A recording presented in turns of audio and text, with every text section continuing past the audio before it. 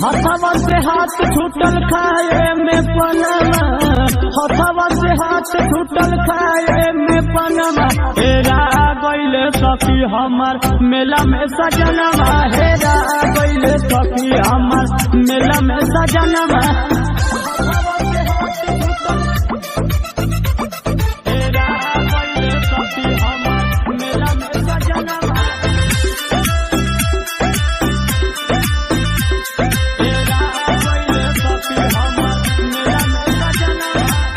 चटवथिया के राजा ने गइले पनिया, कहले कि खड़ा रहो अब पानी धनिया।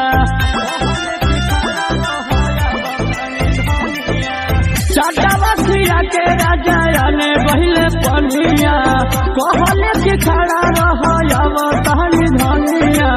यतन में घट गई कैसन घटना, असल में घट गई ऐसन घटना।